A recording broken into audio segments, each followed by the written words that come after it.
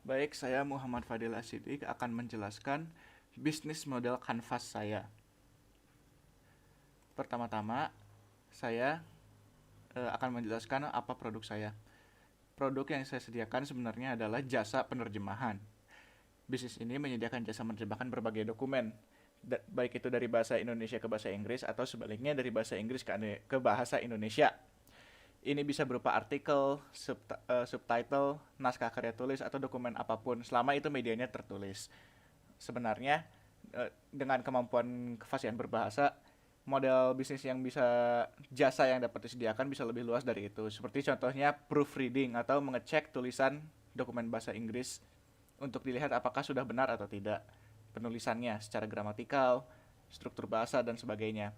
Namun, untuk sekarang dibatasi dulu pada penerjemahan media tertulis saja untuk menguji coba apakah workflow-nya atau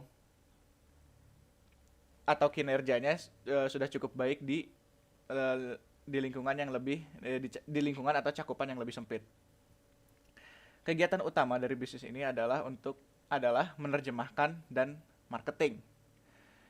Marketing pun dapat dikatakan cukup sederhana, meskipun saya mendesain pamflet, tapi pada umumnya setelah pamflet yang didesain tinggal disebarkan saja ke ke grup WhatsApp atau grup chat lainnya dalam media komunikasi ya, seperti Line atau WhatsApp. Selebihnya, marketing pun tidak memakan biaya karena hanya tinggal menyebarkan saja. Selain menyebarkan di grup yang saya kenal, juga bisa menyebarkan di grup teman-teman teman-teman saya yang ada di universitas lain. Marketing pun saya target konsumennya umumnya bagi pelajar dan mahasiswa. Karena dengan demikian, uh, selain itu, oh ya, perlu dipertimbangkan juga bahwa saya bukan penerjemah yang terlisensi atau penerjemah profesional, sehingga kredibilitas saya untuk menerjemahkan dokumen yang penting pun masih kurang. Sehingga pada umumnya mereka yang membutuhkan jasa penerjemah namun tidak membutuhkan penerjemah yang tersumpah atau terlisensi umumnya hanya mahasiswa atau pelajar. Strategi saya adalah untuk menyebarkan informasi saja seluas mungkin untuk menjaring sebanyak mungkin pelanggan. Karena sejauh ini pengalaman saya pun pada totalnya telah disebarkan kepada beberapa grup dan total anggota grup itu mencapai 800 orang. Sedangkan yang mengkontak kembali pun baru ada 5 orang. Oleh karena itu, strategi saya untuk sekarang adalah untuk pemasaran agresif saja. Kegiatan utama selain marketing adalah ya, kegiatan menerjemahkannya itu sendiri.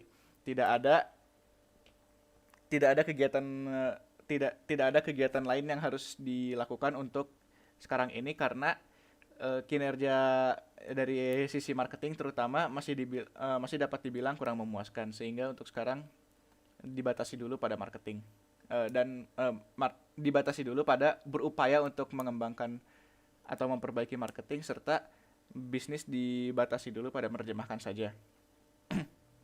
Sedangkan untuk rencana keuangan, hal yang menarik dari model bisnis ini adalah tidak adanya biaya tambahan yang harus dikeluarkan untuk setiap unit produksi. Mengapakah demikian? Karena untuk menerjemahkan itu tidak membutuhkan bahan baku. Memang benar menggunakan, pada akhirnya yang paling digunakan itu adalah laptop dan ilmu yang sudah dimiliki itu. Sehingga untuk aspek keuangan, saya secara pribadi menggunakan depresiasi dari laptop saya yang digunakan untuk menerjemahkan.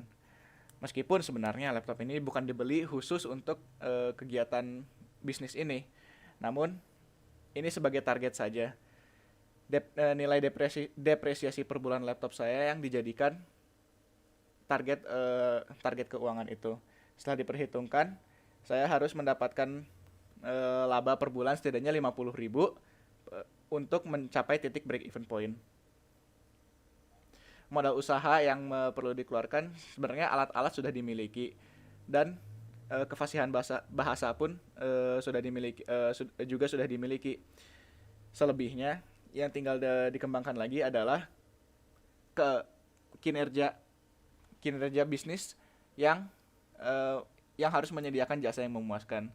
Karena sebagai penerjemah freelance apabila apabila reputasi apabila reputasi dari bisnis ini dipertanyakan, misalnya telat menjawab atau merespon pada pesanan, atau penerjemahannya kurang akurat, maka dapat merusak reputasi dan membuat jasa ini semakin tidak dipercaya untuk dipesan oleh pelanggan.